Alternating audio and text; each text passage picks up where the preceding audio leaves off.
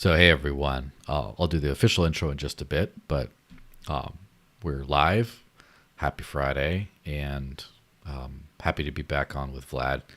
We're chatting about some stuff offline, which we'll see if we mention later. Maybe after you chat, maybe after you do a show, we'll do something public on that. But yeah, um, that's the reason for the season is the Bitcoin Takeover magazine, the Privacy Edition, which I have to say my article for that one was very popular after I published online. And so what he's showing here, and we're going to of course do this later on towards the end of the show too. The original version, which is a little smaller booklet, which you can see over my shoulder over here, right there, is my version, and then the bigger version, kind of more as intended, which is for sale right now, isn't it? Yeah, you can find it on XMR Bazaar. I'm not sure if that's a popular platform on this show, but that's the only place where I could list it.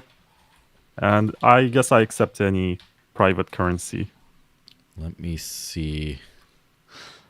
Yeah, how much volume is there usually on XMR Bazaar? Do you see? Is I it? don't know how to answer this. I just know that I got like 5 orders in There one you go. month. So it's something. 5 orders in 1 month is no joke for something like that. That's good. At some point, maybe you know, sell it on Amazon or something, but they probably wouldn't have it. I'm not interested. This is a niche product for people who know exactly what they want to learn and read. I don't see this becoming too mainstream because of the subject matter. It should become mainstream, but I don't see it happening. And that's why I'm super happy to be here because it's your audience, which is very privacy minded. And Mm-hmm. this beautiful magazine with graphics by my girlfriend, Ani, Mm-hmm. it has, I guess, the most iconic cover that I've ever had on a magazine. Yeah, It has it's. this Pepe character who is prevalent all throughout the Mm-hmm. articles. You're gonna find hundreds of Pepes that she has drawn by hand. And basically, you can see Pepe here saying it feels bad, man, while he's watching Michael Saylor telling you that there is no second best.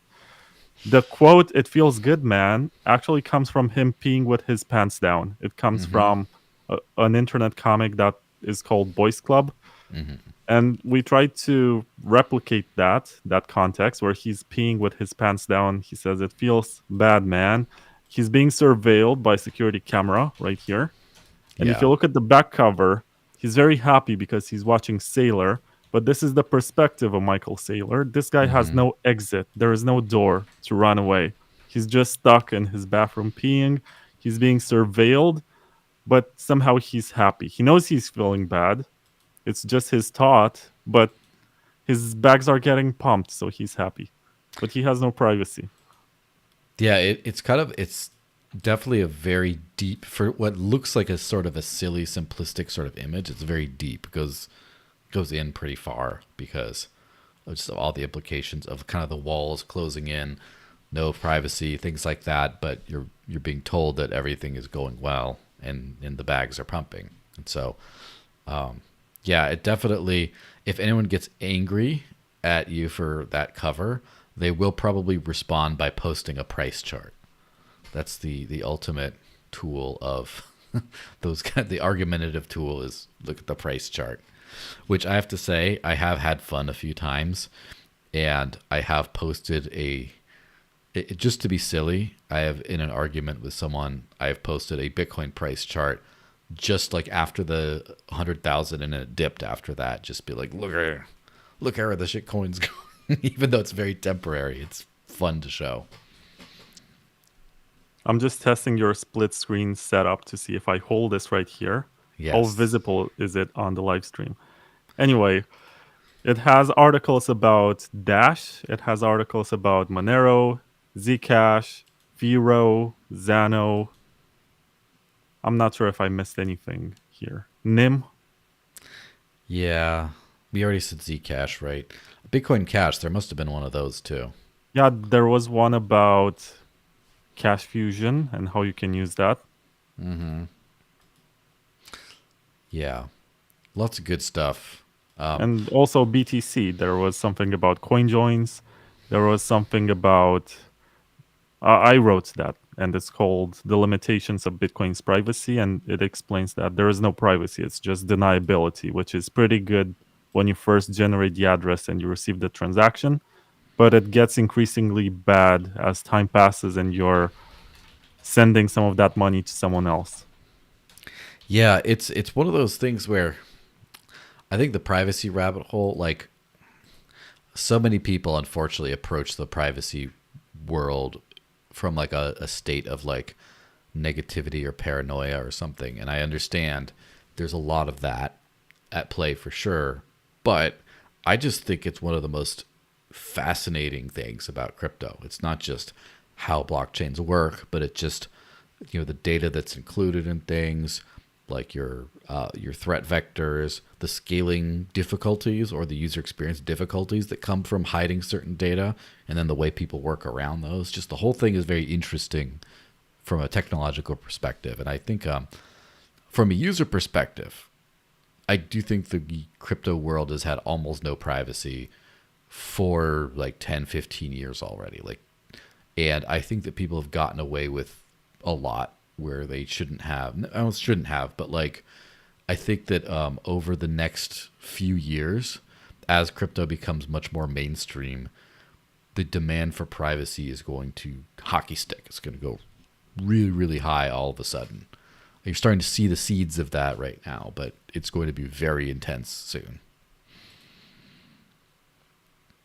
I agree with you. That's part of my thesis right now. I'm trying to prove to people that privacy doesn't make you poor, which seems to be the prevalent narrative. They say, oh, you buy into privacy coins and then they're going to diminish in price related to Bitcoin because Bitcoin has the best narrative, has the most famous advocates, is mainstream right now, and almost everyone seems to know about it by now.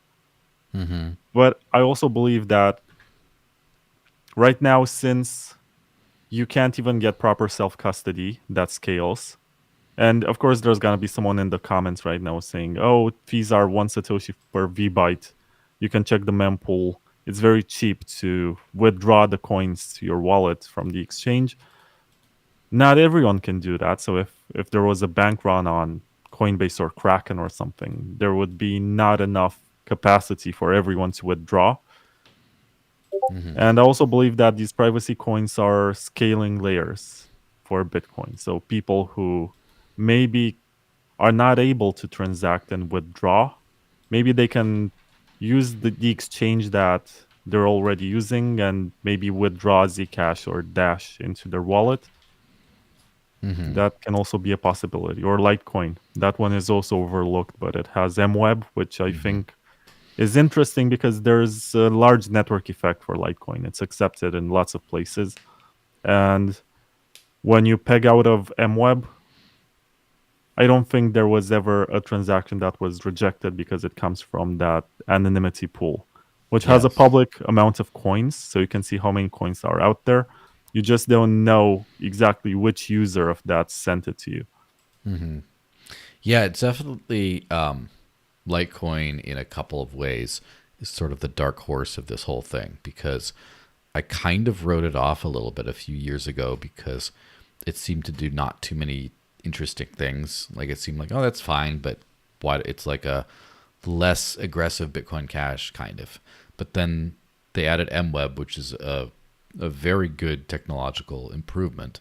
And they started putting up a lot more transaction volume on payment processing use cases as well. And that together is like, okay, well, this is something to take seriously again. So, yeah, that's interesting. I do think that the other thing is that when people find a way to bridge Bitcoin in a way that's can be trust less or trust minimized in some way where people trust it. Funny enough way of phrasing it, but I think that you could start to see other chains provide privacy to Bitcoin denominated tokens, and maybe that could work. It's kind of funny because all the L2 stuff, from my experience, most of the what people would call a Bitcoin native L2 or the L2s that the Bitcoin maxis are all excited about, just don't seem to be that good. But then when you have other chains, like when the shitcoin world, as it were, starts trying to tokenize Bitcoin and use it, I'm much more bullish on that stuff personally. I agree with you. That's why I'm here. That and to talk about the magazine, which is pretty cool. And it's not just something that you find for sale. You can print it Mm-hmm. yourself. It's an open source project. It's on GitHub. It's on my webpage, which is bitcointakeover.com. But there's a dash between Bitcoin and Takeover. So it's better to just use BTC TKVR, which is a redirect Mm-hmm. domain that I purchased, btctkvr.com, and then you go under magazine and you're going to find this. You can read it online. You can share it with your friends. You can print your own copy. You can modify it if you want. It's published under the Creative Commons Zero license. It means you can even sell it. You can sell the digital edition. You can sell a print of it. The whole point is that the content makes it to as many people as possible. And a conversation about the importance of privacy and the tools that enable you to have it is had amongst a larger number of people. So I Of didn't do course. this for personal gain. Of course, I have some sponsors inside. If you don't like them, you can just fork the content and remove those pages. I did this because I wanted to spread the information around and do this in a way that enables people and gives them the power to share this information. And the articles are written by some of the smartest people around, including yourself, Joel. Well, thank you. Well, it's a good issue for sure, and I know a lot of the people involved who wrote it, and so I could definitely recommend people give a And we look also at have it. Naomi Brockwell, and I think she's the biggest influencer in the field of privacy. I would say so. It's kind of funny how I remember her from the Bitcoin Girl days, and then just seeing kind of the journey of getting deep into privacy. And she just recently launched the Ludlow Institute, which is a nonprofit that focuses on this. And I'm very proud of all the work that she's done. It's been very, very incredible. And yeah, with this is I'm pretty bullish on the whole privacy space as a result. Well, let me officially roll the intro then, and then we'll just get right into the stuff, the news, etc. All right, 3, 2, 1, go.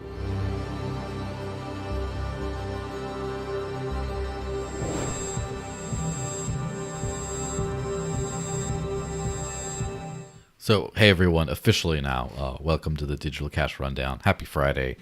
This is episode 180 officially, although there have been a couple of special editions in between. I did a Free Roger stream a few weeks ago, and then I did a Christmas special, an unnumbered one. I'm joined by the one and only, as far as I know, Vlad Costea. How's it going, man? Hi, it's good to be here. Yeah, it's great to have you. You were on my show, the regular recorded interview one before, but I figured might as well do a live one. And yeah, so we're just chatting about a bunch of privacy related things. There's some interesting stuff that has happened with like BlackRock and stuff. I'll get to that in just a second. First, I got to give a shout out to Coin ATM Radar because they've been a gracious sponsor that I never asked for, but they approached me and I'm like, great. So I've been relentlessly shilling them every podcast. So this podcast is indeed sponsored by Coin ATM Radar. When you're buying crypto with cash, an ATM is much more reliable and safer than meeting some random person in a random place. And unlike an exchange, which could freeze your account, you truly own all the crypto that you buy. Self-custody for the win. With Coin ATM Radar, you can find crypto ATMs and other services where you can buy or sell cryptos for cash. On their website, search by coin, address, if the ATM supports selling as well as buying. You can also search by geo area, such as country, state, and city. You can also check and compare current fees across different ATMs.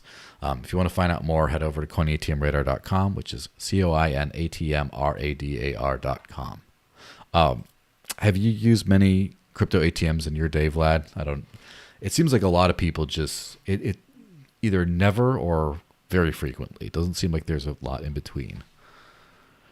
Well, there are a few of them in my country that have high fees, so I've been avoiding them, especially the ones made by General Bytes. No offense, I love them, but at the same time, the local operator that buys ATMs from them, he's ripping off everyone. Like, I don't think they have a non KYC policy. I think they do ask you for your ID, and the prices are much higher than what you find on any exchange. So they're not great, but there is one from Poland, which I did discover recently. It's called, ironically, Oh yeah, shitcoins.com. the And they dot have a club. pretty, They're my favorite. yeah, they have such low fees. And sometimes they run promotions where you actually make more money by selling your coins or buying or whatever. Hmm. And it's really nice. I guess this will not last forever, but they also don't have KYC for amounts under 2,000 euro or something. I think now with Mika, which is entering in the EU, they're gonna have to implement mandatory KYC, which sucks. But as of right now, I think they still, in my country, in Romania, they don't have KYC yet, and it's pretty cool. It's a good way to purchase, and it's a good excuse to walk to the nearest shopping mall. Yeah, for sure. I've been using them since at least 2019, if not before. I, I don't really have any fiat, and when I figured that out pretty well locally. But whenever I travel, it's always a little bit harder to find places to spend crypto. I don't really know everything as well, so especially when I go to some country like I think I've been to shitcoins.club ATM. They look like a big Bitcoin symbol. And I've been to them in Spain, in Germany before Germany shut them down. And then just last year I was in Croatia and I had went to one of them. And so it you can do like a no KYC cash out from some crypto. And so if I just only have crypto, I just land in Croatia, go over there, sell some for like a 1 or 200 euros, and then just use that to buy food while I'm there, and then there you go. Especially because a lot of places in, I would say like, in that region are cash heavy, whereas if you go to some place in the West, like Amsterdam, for example, it's card workarounds work everywhere. But then there's a lot of cash only places in, at least in Split where I was, and yeah, it really helps. It's a good, I'm going to, as you mentioned with like Mika and all that stuff, things could be changing, and I'm definitely going to pour one out for the homies. Definitely going to be very sad the day that Shitcoins Club, or I think they rebranded to Bitomat recently. I think they kind of use both brandings, but when they can't do their thing anymore, I'm going to be very sad. But enjoy them while they're here. I guess they will still do their thing under the new regulations, except that you have to KYC, which sucks. It sort of defeats the purpose. But if you can still buy Bitcoin at a much lower price than the market, I Hmm. guess it's still a pretty good deal. Yeah, and I guess one could call it like non-custodial buying, because at least if you buy from a bank account, you have to have your money in a bank, and that can be blocked. But if you have cash, even if you do have to KYC the purchases, at least it's non-custodial to non-custodial. And you know, I haven't had Well, the you do yeah, pay the highest transaction fee. I'm not sure. Do they support Dash? yes, buying as well as selling. And so I've been able to sell for cash at pretty good rates for a few years. The only annoyance is that they don't recognize the instant transaction feature, so they recognize it just like a Bitcoin transaction. So I've been waiting around the mall, just like, all right, can I go and pick it up yet? But if they, I've been trying to talk to them about fixing that, but it would be nice to be able to just walk up, beep, get cash out, leave. But yeah, I'm a big fan of them. So let's talk on this like BlackRock thing, because Bitcoin, as someone once mentioned, they said that like Bitcoin's true purpose is as a store of drama, and there's a lot of people talking about maybe sometimes making a big thing out of a small thing. Definitely, I've been guilty of that myself because it's just too fun. But there's a story of this Wolf account shared this. I'm throwing it up on the screen about some SEC filings indicate that BlackRock is at least prepared for a situation where Bitcoin would fork. And so, for example, the screenshot here says The sponsor will use its discretion to determine which network could be considered the appropriate network in the case of a fork, including there is no guarantee that the sponsor will choose the digital asset that is ultimately the most valuable fork. So, what is your take on that? Do you think that's just legalese to cover, you know, just to cover all bases in case of the worst situation, or do you think it's an indicator of something bigger and more sinister? I think the wording looks more like lawyer talk. So it Mm-hmm. does look like a legal disclaimer to me, something that you tell to people so they understand exactly what they're getting into, and that by the nature of this network, you can actually hard fork it, and you're just investing in the fork that BlackRock is choosing, not every fork. So they have no obligation to support subsequent forks and provide to their customers something extra. Because maybe Mm-hmm. there's going to be, I think about this a lot. What if a community of developers who are frustrated that they can't even get Opcat or some covenant in Bitcoin decide to fork off and they say, okay, we're going to create BTC Dev or whatever, BTCD, and that one is going to be the fork where you have all of these developments that we wish we could be building on BTC, but we can't. And therefore, we're going to have a coin of our own that has listings on exchanges, that has incentives to break. And this is how we prove to you that all of these ideas that you're dismissing are actually working. So if they do that, and let's say that BTD is going to be worth like $200 a coin, Mm-hmm. I don't think BlackRock is under any obligation to support that or endorse it or tell their customers, hey, on top of that Bitcoin that you just bought, which, by the way, it's not real Bitcoin, it's just some contract and it's an investment in an ETF.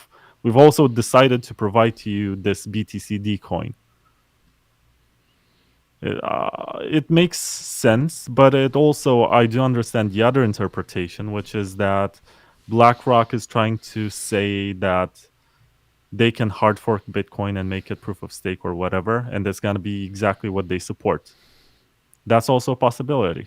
They create whatever they want, Mm-hmm. and then it's going to be interesting because if we get that sort of situation and they have such a large quote unquote stake or skin in the game, Mm-hmm. then a lot of economic actors will follow, even if it's not technically what we agree that Bitcoin should be.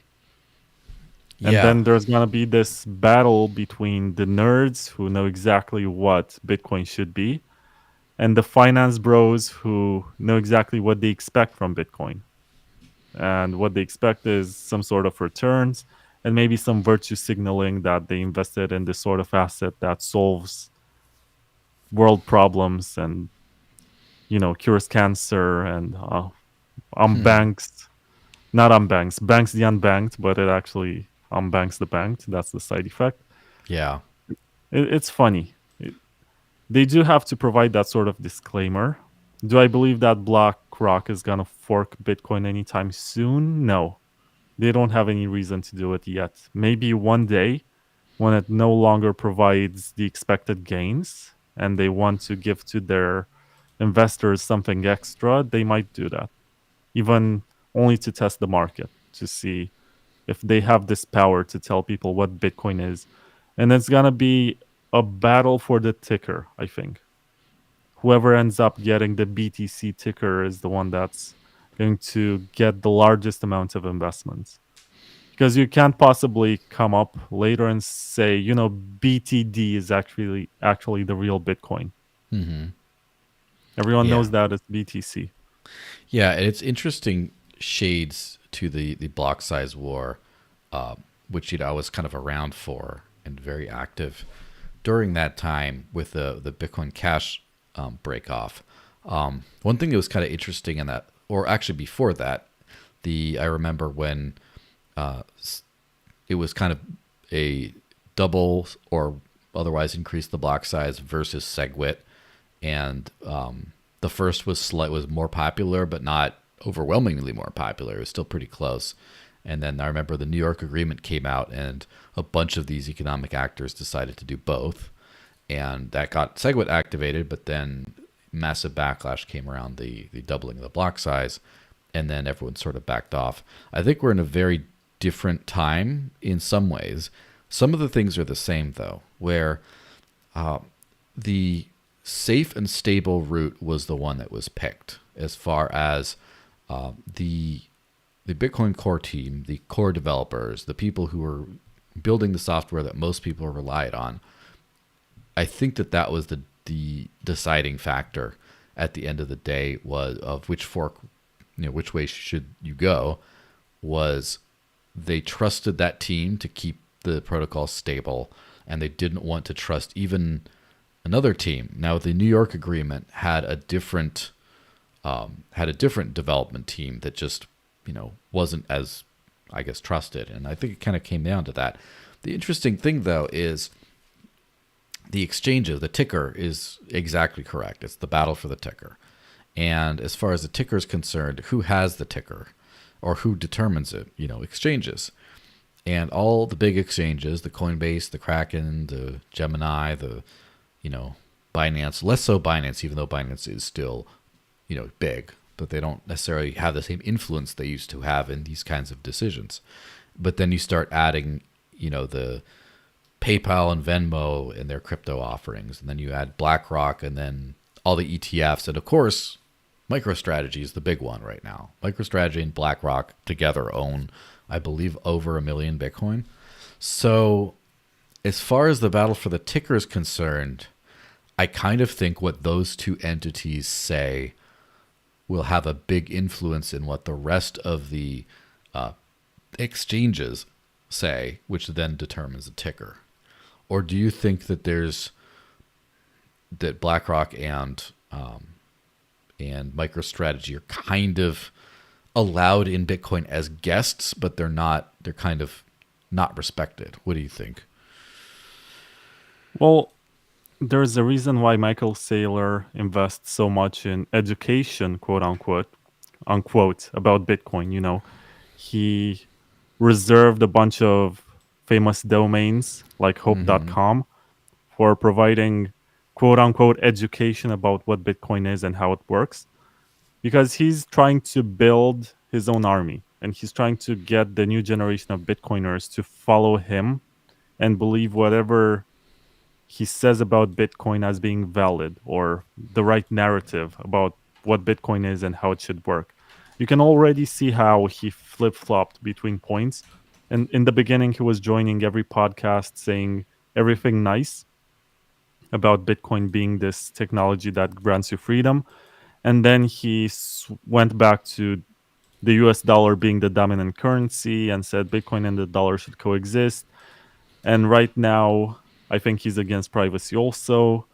And recently, there was this reveal that he blocked an ETF fund from financing some Bitcoin Core developers. Yeah, I And I remember don't know that. the specifics. I don't want to make an accusation, but it was presented by Matt Odell, if I'm not mistaken. So you can check Yes. that out if you want to find the source. So there's a reason why he's investing so much in telling other people what Bitcoin is and how it should work, but almost nothing in development, and believes that there should be no development at all. And this is the point where anything related to Bitcoin improvement should stop because it works, and it's supposed to work as digital gold, which ironically is the worst qualities of gold coming to something that's digital, which means it's expensive to move around and it doesn't scale very well when you move it around. And it's held by custodians and banks. And he's trying to be one of the bankers. I think Yeah. right now he's the largest of bankers. Will exchanges follow this? I don't think he counts on it because exchanges were created by people who have the right intentions. I think Kraken or Bitstamp, I think Bitstamp was acquired, so they're not Yeah. that much of a large player anymore.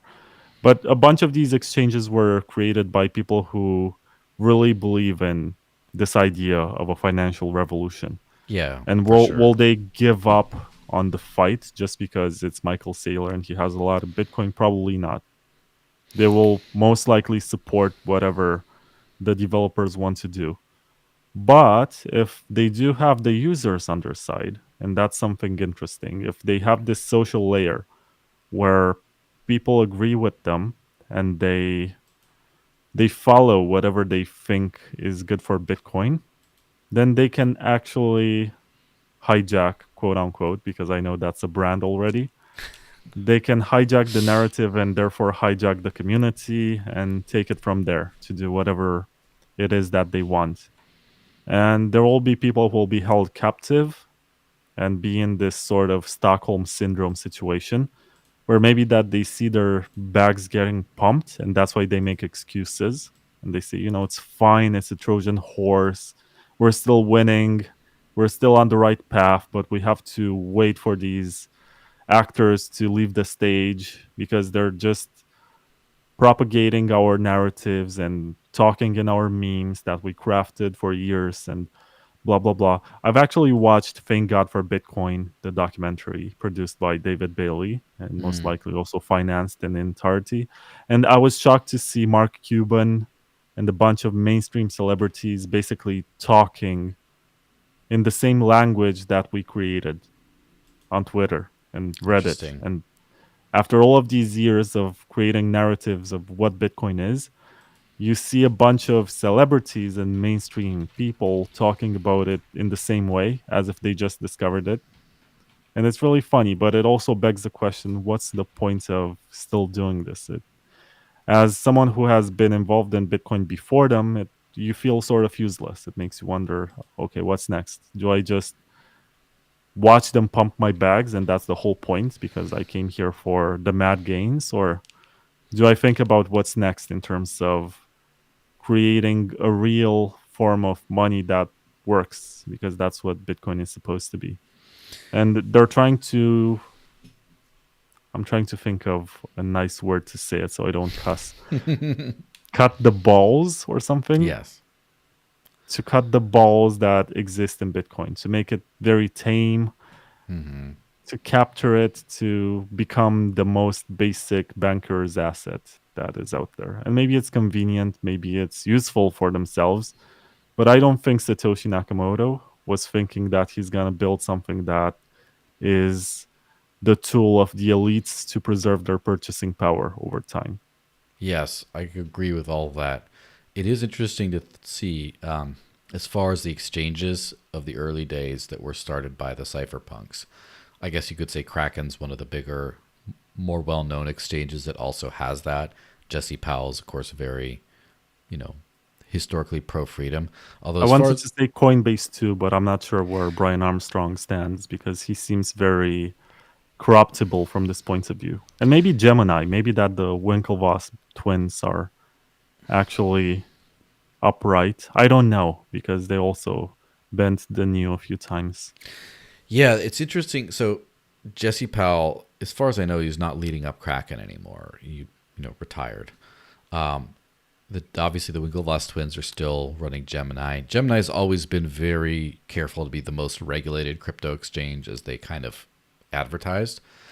Brian Armstrong is an interesting one because Coinbase was there at the very beginning. It's like one of the very earliest crypto exchanges, one of the very earliest ones to reach high adoption rates. And Brian Armstrong has been a very pro liberty voice historically. Where Coinbase starts, the last couple of years, things start to get a little strange because, first of all, I have been at different conferences and personally witnessed Coinbase representatives arguing for more regulation on crypto, not just playing devil's advocate or just saying, well, we need a framework, but like kind of doing what I think would be a disservice to the space. But also, Base is the big kind of wild card there because Base is a wildly financially, as far as I understand, a very wildly successful product from a financial standpoint. They're doing a lot of volume, making a lot of revenue, essentially capturing a lot of decentralized stuff onto a centralized thing.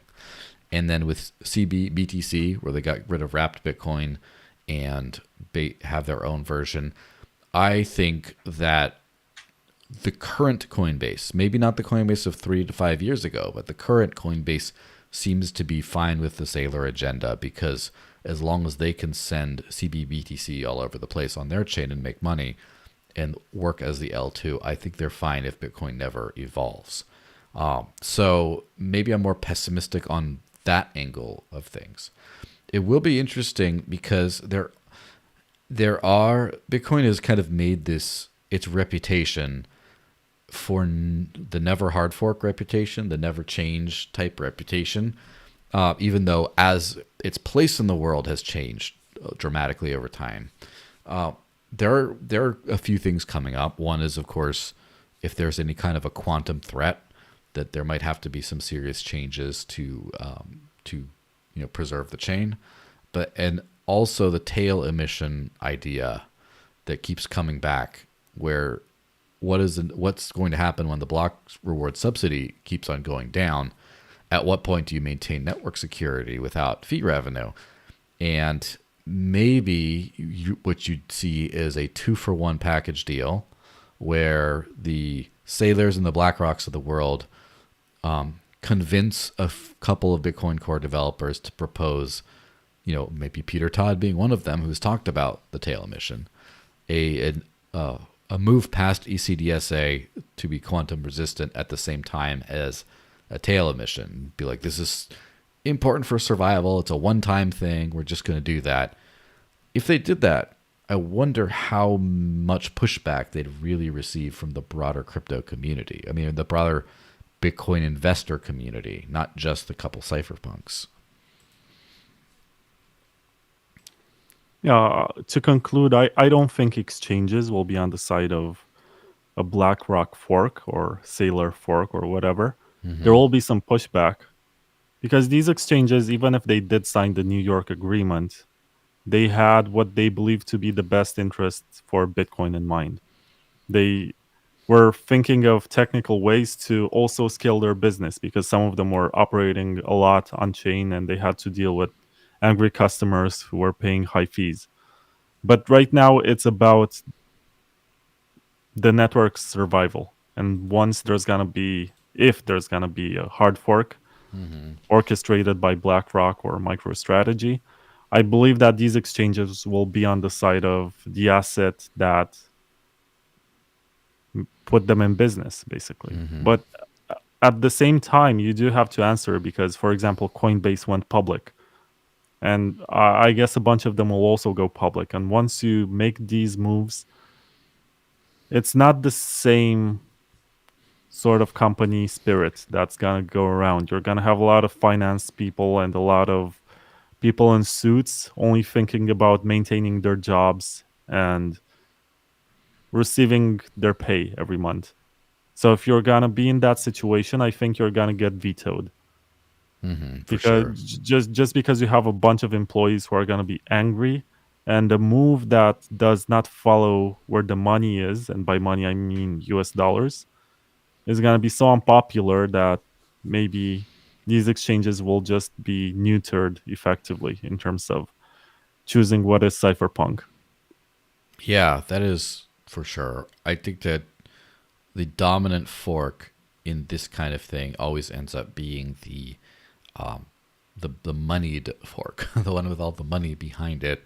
And it is interesting. I did talk to Peter Risen, who's a famous scaling researcher, this week, and he mentioned that a lot of like the Bitcoin Cash ethos was to try to be as much like Bitcoin as possible for its own sake, and that after the takeover didn't end up happening from that side, now it just makes more sense to just focus on the best tech and not worry about what is the most like Bitcoin, because that's kind of that. So it would be very interesting to see if there was a fork, a split between the investor Bitcoin and then the cypherpunk Bitcoin. Obviously, the cypherpunk Bitcoin in the short term would have much lower valuation. I think that should be pretty safe to say, because the market manipulators, the money and stuff would not be behind it. It'd be interesting to see what else, like now that you don't have to compete for, just for being the same, you can maybe start to throw in all kinds of things like drive chains and other things like that. That would be interesting to see. I actually would love to see drive chains being implemented in something, just because Mm-hmm. there's so much concern trolling about them that I just want to see something. Is it gonna work? Is it not gonna work? Will the miners act in the way that you expect? Let's find out. I wish there was a fork for this. There is one that's called Skydoge, but who uses that? Skydoge. It is funny because Litecoin had its place as the Bitcoin that the testnet for Bitcoin for a while, and with MWeb it diverged from that path. It's not that it diverged, but that Bitcoin clearly was never going to follow that by implementing MWeb. MWeb was more of a this makes sense for Litecoin than Bitcoin's considering implementing it, but they're worried, so let's try it here first.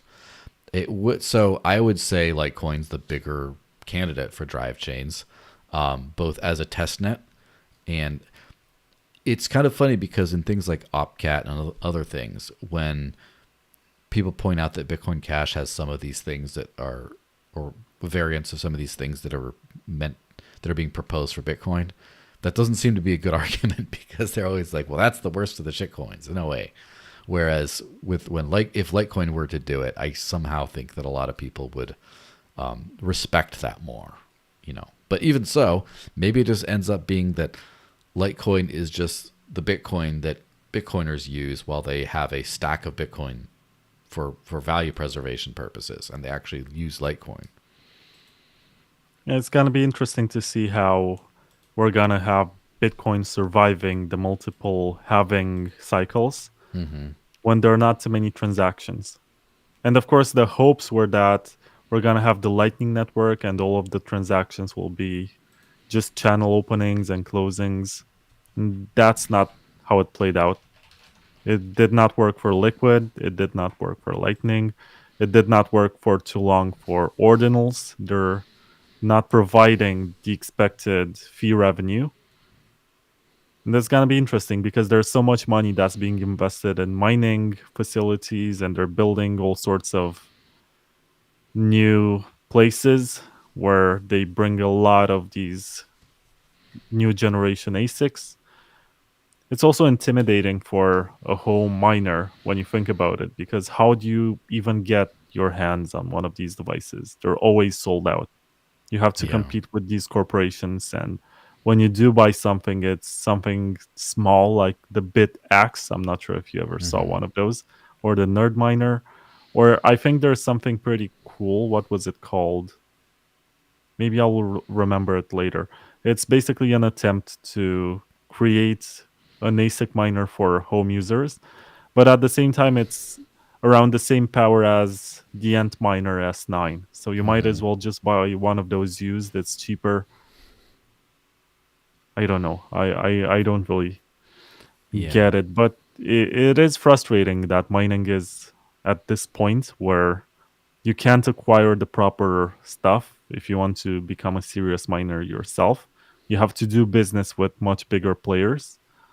And even in that situation, you're probably not going to be able to compete because they can secure much better contracts for electricity. Yeah, and that does kind of bring that last little wrinkle to the fork discussion is which side would the miners side with? And of course, that really depends on the contents of a fork, where in the terms of BTC versus BCH, both of them had, I would say, negligible fee revenue, although BTC much more because of the congestion. And so a much more valuable chain makes much more sense to have more hash rate. But if you have two different Bitcoins, both of which are unsustainable from fee revenue, but one of them forks into and to have a final halving and then no more after that, to just do a tail emission. Obviously, the miners get job security in that case. And so if that's what the institutions want, like the Blackrocks and the Sailors of the world, and if that's what the miners want, they want a tail emission for that. I think that maybe that it would just be a very small minority of actors in the Bitcoin ecosystem that would be going after the nerd chain, as it were. Could be interesting to see how that plays out.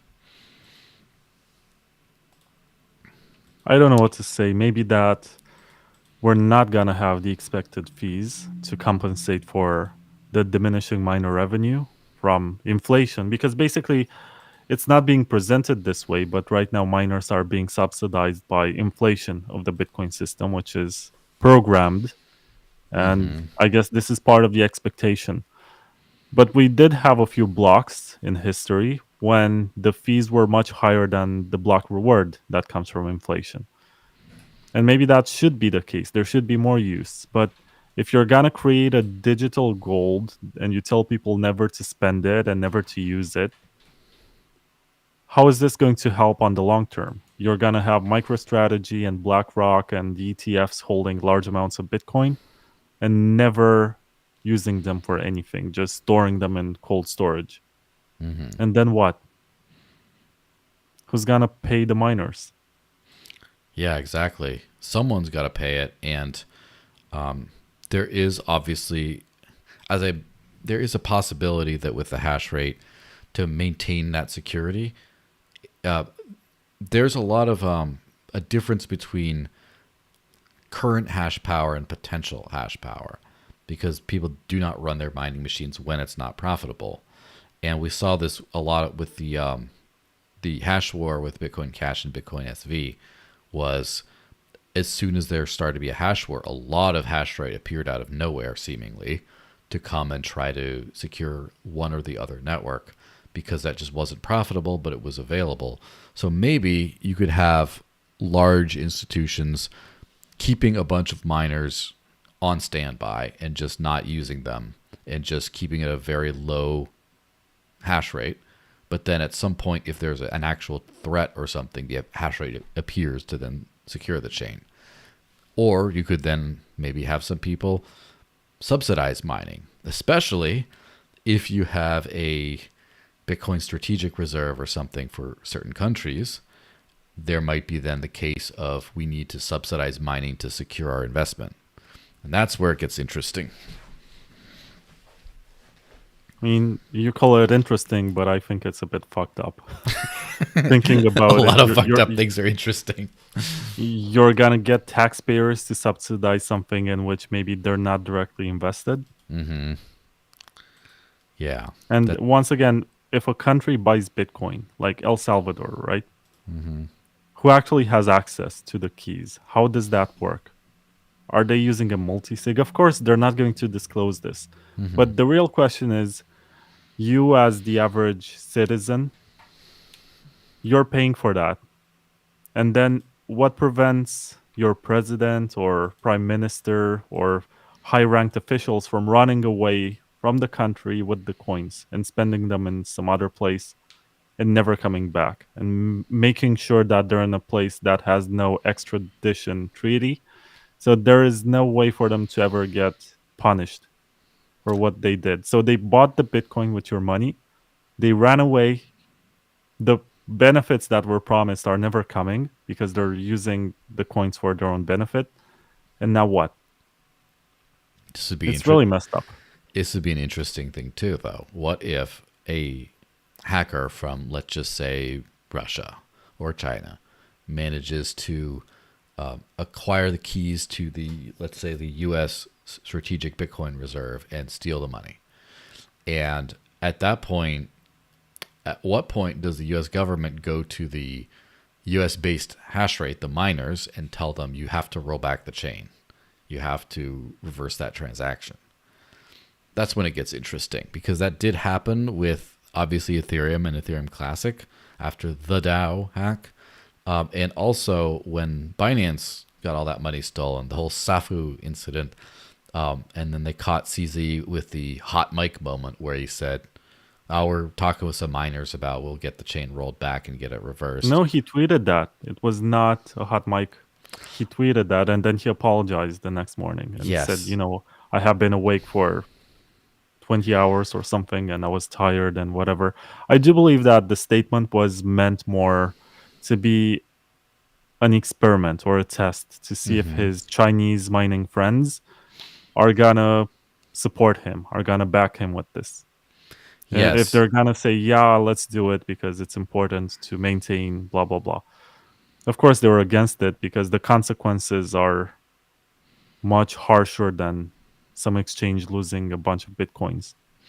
Yes, I think that probably if I were to speculate, I think the miners were probably on board with it, but the backlash made them scared then and then he backed off.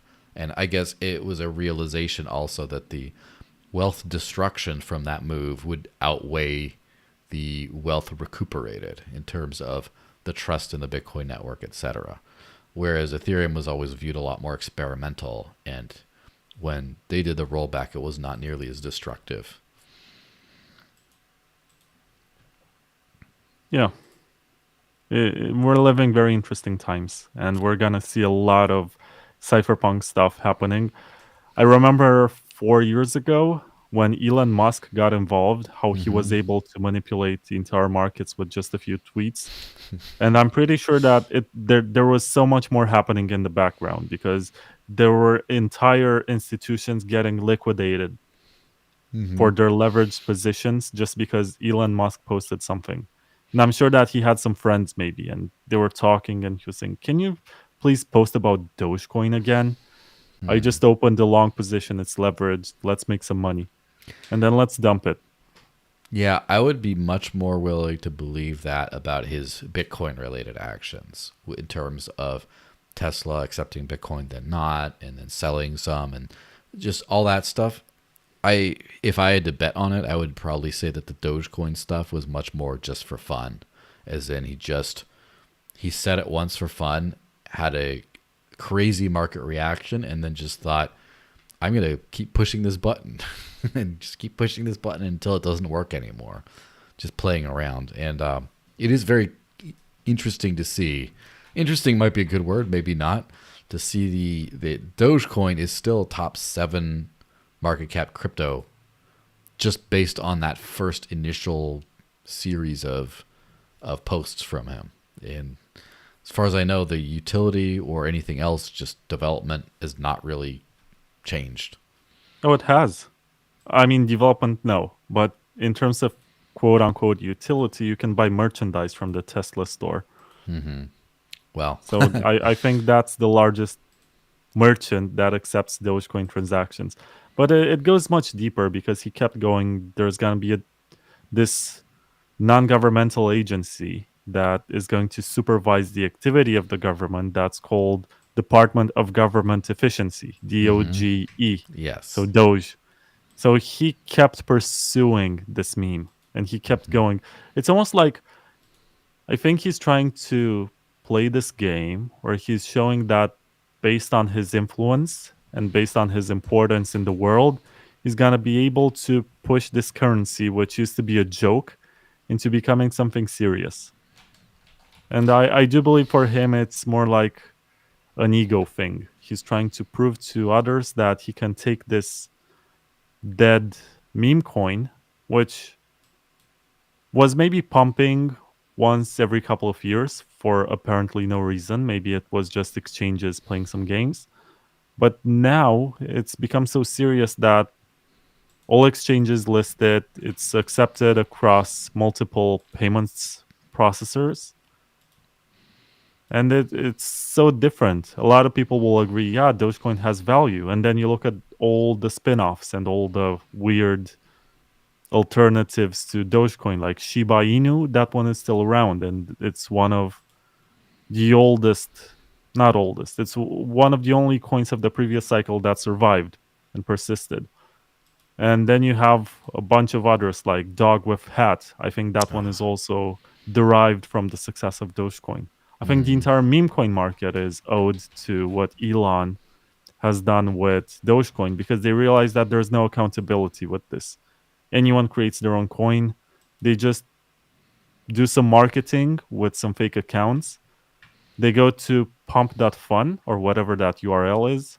they have a funny logo or they use some existing meme. They don't even have to be original about it.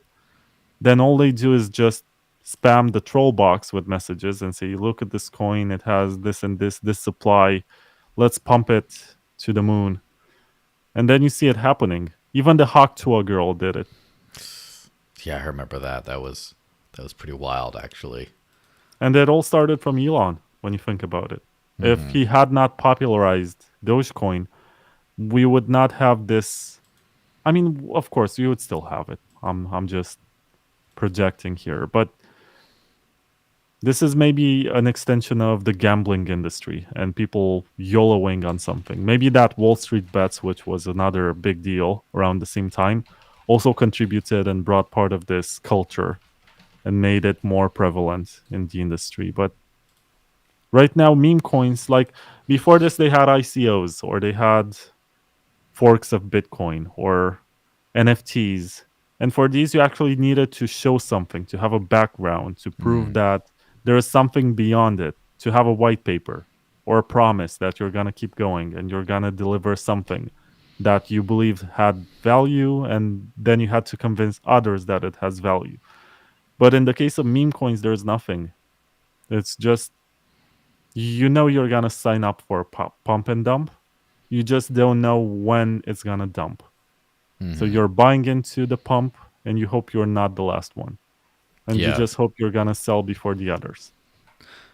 Unfortunately, many such cases, which kind of reminds me of this next thing here, Tether. So Tether is the gift that keeps on giving as far as drama and news over the many years.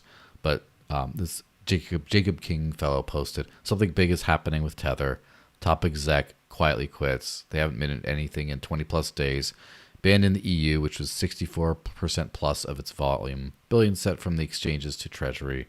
Refusing to audit the 137 plus billion in tokens. Under investigation for money laundering, sanctions violations, etc. 5 plus burns in 12 days. Saying, oh, the peg will break and stuff like that. This is obviously a very dramatic post on this stuff. I don't know what you would think about, because Tether FUD is nothing new. It's been around for a long time, and unfortunately, a lot of there are a lot of legitimate concerns behind it.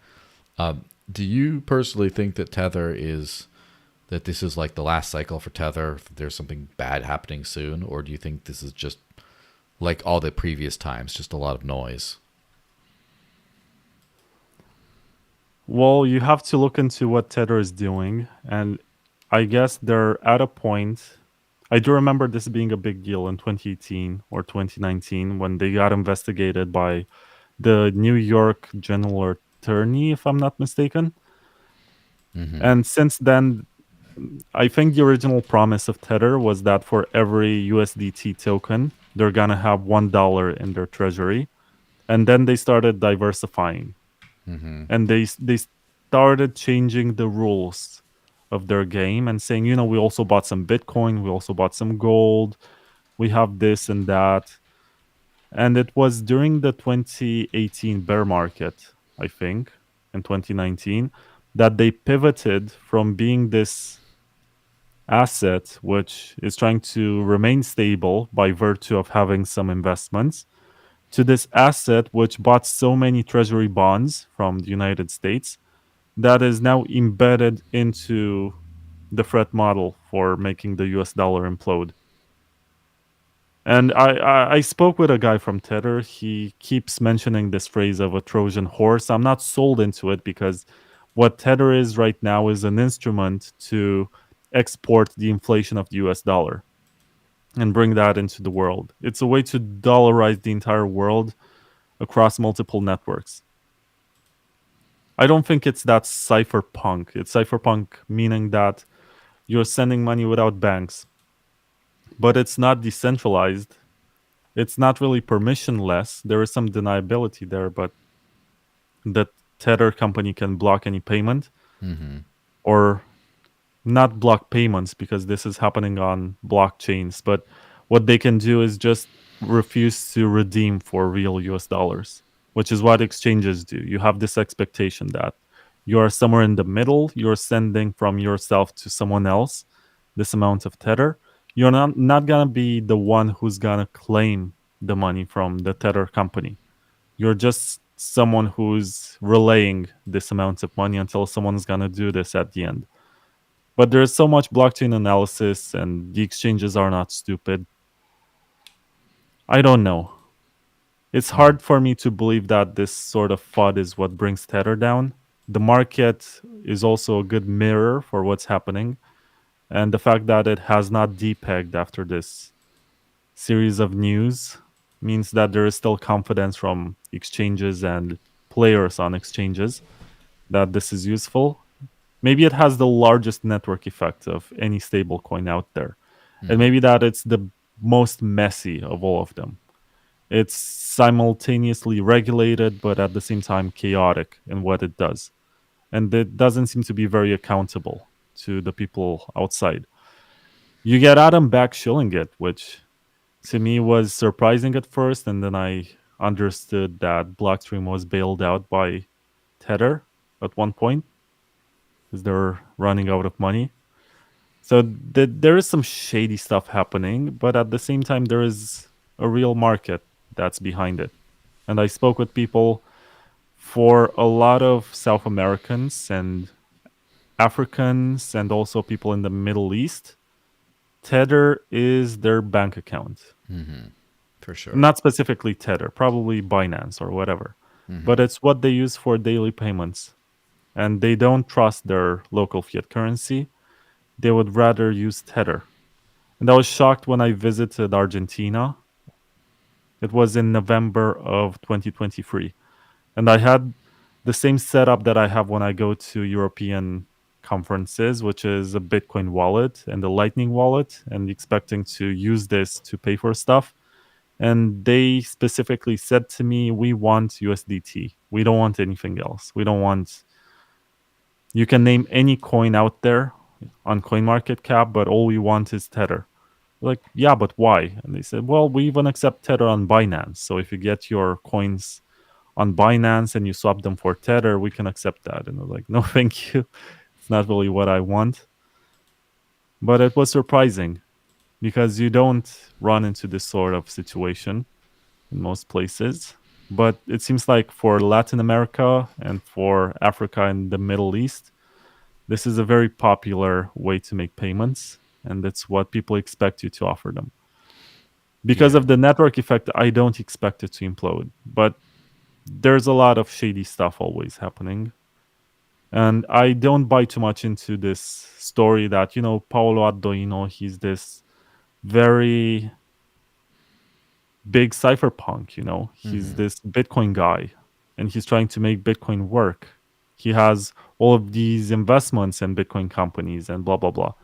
But he's no different from every other exchange CEO. He invested in a lot of Ethereum scaling layers like Polygon and some projects out there. So I don't see him as being too cypherpunk, and I don't see this argument that, if the CEO or CTO or whatever he is, if he Yeah. is personally adherent to this ideology, then necessarily Tether also is the same. But it's also amazing that this started as a token on Mastercoin, which later became the Omni layer back in 2015, so Yeah. almost 10 years ago. And this was just an attempt. I think there were two consequences. There was the 2014, 2015, and 2016 bear market when this narrative of blockchain, not Bitcoin, was becoming prevalent, where they were trying to build layers and say, we can also use the Bitcoin blockchain for this, not just BTC, the token. We can put real world assets. This was the narrative at the time. So I think from that era, Tether is the most successful project. Absolutely. You could say And from any era almost, because if you look at just the market cap and transaction volumes and everything, it's definitely Bitcoin, Ethereum, and then Tether. Like there is no third best, you know? you can argue that whatever is accepted for payments, like Litecoin or Dash, can be a third best, but or Yeah. Monero. It depends on where you are in the world and what kind of people you're transacting with. Yeah, the thing about Tether, it is kind of a good point about how stable coins have become very dominant in crypto for payment purposes increasingly. And there's this kind of it's in a certain way Tether represented for the end user the Satoshi's vision of digital cash, because it's literally you get to digitally send money that no you don't need a bank account, that you can send to anyone. And of course the problem with that is, it's pegged to a fiat currency, and also it's controlled by a central entity as well. Obviously that's not cyberpunk, but in the end the banking the unbanked thing really worked for Tether around the world. Now, unfortunately, or for better or for worse, as crypto is becoming mainstream and stablecoins are becoming more mainstream, they're becoming accepted and regulated.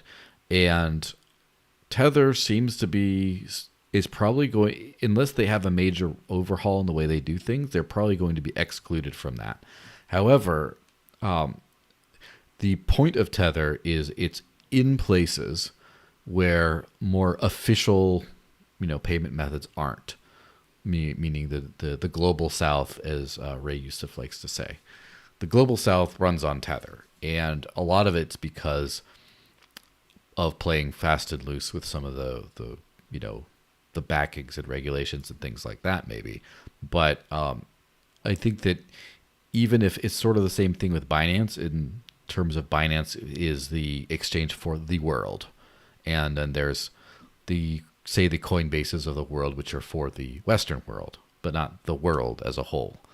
And I could kind of see a similar thing happening to Tether as happened to Binance, where, and I think it's probably actually happening right now, where Binance used to be the far and away biggest exchange. As far as I understand, they might still be the biggest exchange, but they kind of got cut out to a great extent from the developed world, where they got all the problems with the U.S.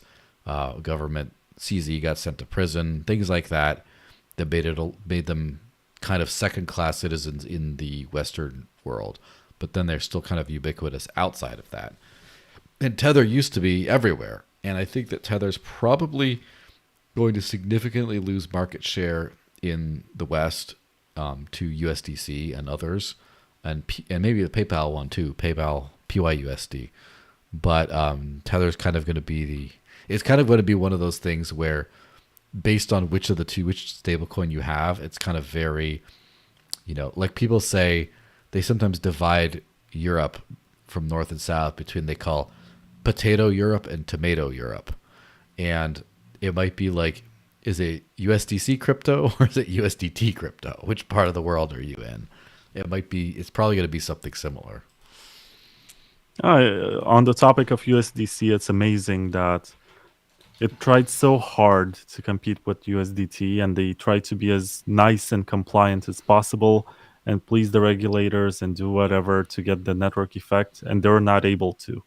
And I'm not sure exactly what it was about USDT that enabled it to get this network effect, but it's crazy. Yeah, it's just a much more active and ruthless business strategy, I think.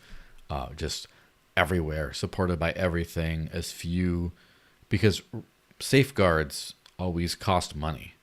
And I think a friend of mine, Scott Cunningham, did a comparison between the cost to send USDC versus DAI. And because of all the address blacklisting on USDC, it costs significantly more to send on Ethereum, because the contract has to go through, process those, check against those addresses before sending. And so it is an extra cost. I think that USDC's, and I also with the depegging stuff, USDC is supposedly way safer according to what you're supposed to do. However, I remember a couple of years ago when there was a bank collapse, and one of USDC's banks collapsed, you had a flash crash in the price of USDC for just a moment. And a friend of mine, who's a lot more of a degen than me, he bought the USDC dip, and he made something like $10,000 on the dip. And it's like, how much did you have to buy a depegging stablecoin? He was like, I just know it's going to be fine. And it worked out. But Tether hasn't depegged like that in a long time. But I do think the long game that USDC has been playing is kind of working out for them a little bit because in Europe, in the EU, in the Mika regions, it seems like they managed to be, present still. And I don't know if the U.S. would follow suit in that way and start to make restrictions on using Tether for a payment or something like that. In which case, it would get pushed to the global south. But it'd be interesting to see. Yeah, so I don't buy too much into the FUD because, of course, it can be volatile at the management level, but I just don't see it imploding. It's present across so many networks and so many people use it every day. Of course, it can be an FTX thing, You're gonna discover that under this iceberg, there's something much deeper that you did not see. I don't Yeah. know. I'm not a Tether shill. I'm not a Tether truther or whatever. I just don't care too much. It's not. I think it's among the things that only bothers me when I realize that it's so successful while Bitcoin is so stagnant for payments. It makes me realize that this company that created this quote unquote stablecoin managed to do what thousands of Bitcoin advocates were not able. And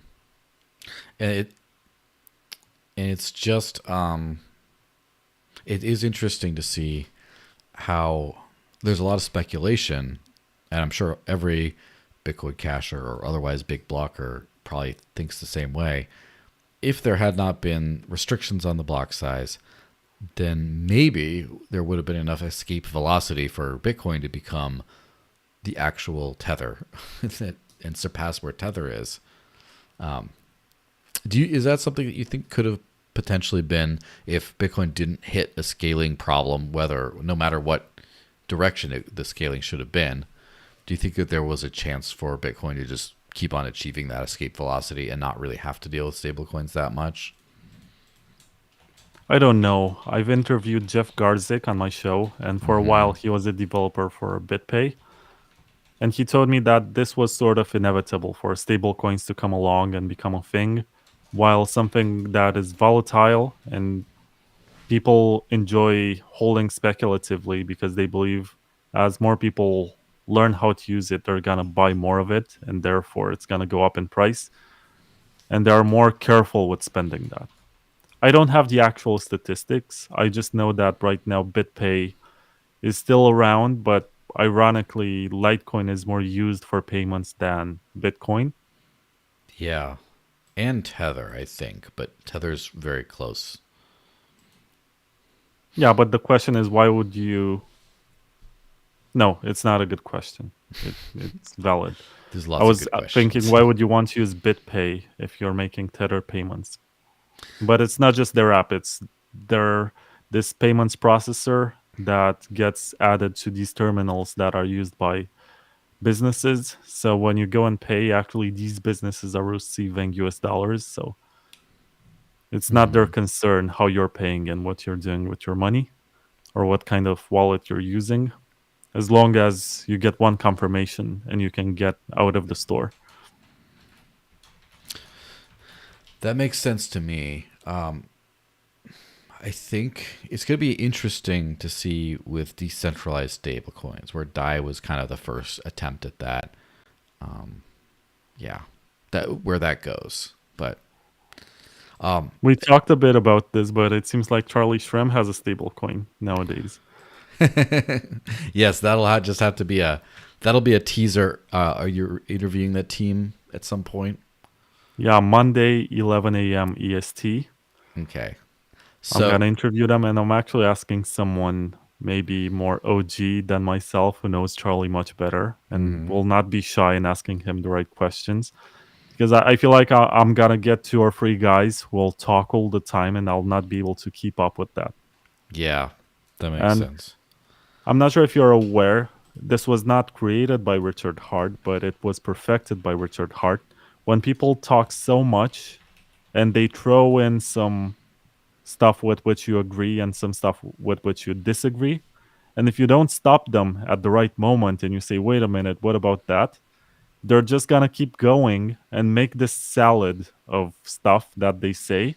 And by virtue of not challenging it, then they will conclude by the end of the conversation that you agreed with them on multiple points.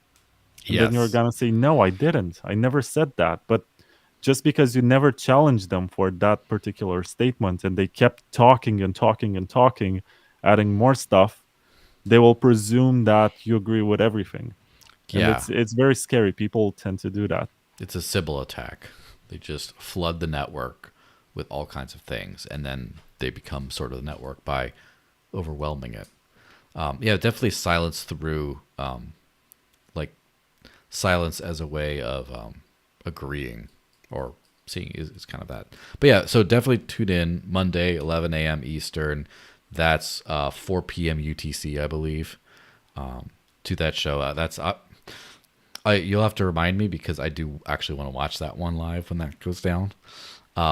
In the meantime, I'm going to show, as we wrap this thing up, bitcoin-takeover.com or btctkvr.com, which redirects there, is the site. And then the privacy issue.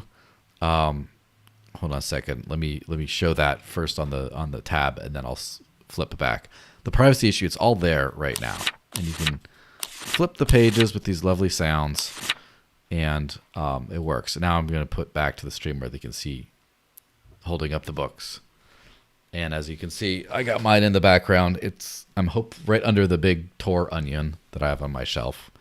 Yeah, you have this first edition, the small one that was printed for Mexico at Monerotopia, and only 100 of these exist. I sent them all out around the world. I don't have any of them except for this one, which I kept for myself. And now I have this second batch, which is much larger because the Mexicans ripped me off, right? They made it much smaller. I paid them to do this, and they came up with this, and they charged me as if they have done this. And this one has much larger text, and it's the way I intended this to be. It has a lot of pepes, so if you're into memes and stuff, it's very dank but also educational. Best part about it is that it's open source. So let me find your article, Joel. Joel, actually, it's not Joel, it's Joel. Yes. Well, thank you. There's not a lot of people pay attention to that, but it's funny when I say it, they spell it as in the feminine version, which is kind of funny. Yep, Yeah, there you go. so how to privately live on crypto. This is an article by Joel Valenzuela, who is the host of this wonderful podcast. And he wrote about his experiences and how you can use ATMs, how you can use non-custodial wallets. It's pretty good. It spans across 2, 4, 6, 7 pages. Nice. Yeah, it was around 3,000 words, I think. And you have this dash Pepe at the end. And the chain that gets broken. Yes, the good old Dash Pepe. Yeah, good stuff. Well, yeah, thanks very much for being on. This has been a pleasure, and I hope everyone should read Bitcoin Takeover, especially that edition. And yeah, tune in on Monday for the Charlie Shrem thing. I think that could be that'll be fun. I'll be there for that. Maybe I should start my own stable coin, Joel. Maybe I should ask people, you give me your Bitcoin, and I'm going to give you this token. Yeah. And I'm going to tell you that this token that I give you is backed by the amount of Bitcoin that you give me. And therefore it has value. Yes. Call it USD ESCU or something like that. Sure. Why not? I mean, Yeah. I just need to be famous first, I guess. Yeah. Getting there. 100,000, first 100,000 subscribers or followers on X, and then you're there. Yeah, I don't want to do that just for the record. I'm just being sarcastic. Yes. But you can download this for free and share it with your friends, print your own copy, sell it. I don't care what you do with it. It's open source. You can even modify to add your own article to it. Yes. But it's a resource for people to learn about financial privacy. And it's not tribal. It has articles about Bitcoin, Ethereum with Tornado Cash and also Starkware. Yeah. Monero, Zcash, Dash, Firo, Zano, Nim, and probably something else which I forget. But it has articles about pretty much everything that's useful for yourself to protect your privacy nowadays. Oh, also Beam, which is a Mimblewimble Yeah. smart contract platform. Yeah, it definitely punches out of its weight class. Very interesting project. But yeah, it's a good magazine. I know a lot of them actually, who contributed to it. And it's good stuff. So, Not the Wownero guy. well, I'm familiar with his work. Let's just say. And now he seems to be beefing with a lot of the Monero community these days. So that's been entertaining to watch from a Oh, distance. he said you're the only person using Dash Yeah, wow. on stage of Monerotopia. Yeah, he's quite the character. Maybe I should add WoW Nero into my presentation at one of these conferences this year. That would be funny. But also petty and useless. But anyway, this has been enlightening. Thanks very much for being on. Everyone subscribe, hit the like button, all that good stuff that I'm not good about shilling. But also follow the Vlad Costea on X and follow his podcast, watch all his stuff, buy his magazine, and get a Pepe done, commissioned from him. And Not me, my girlfriend. She's the one doing Pepe. yes, but you're the middleman though. You're the I'm transaction not. processor. No, I'm not. I'm not. Really, I'm not. You just message her and she takes care of it. I don't have time to manage something like this. Oh, perfect. Even better. It's a peer-to-peer Pepe. Pepe to Pepe cash system. All right, everyone. Have a great weekend. Thanks for watching. I'll see you guys next week. Bye-bye.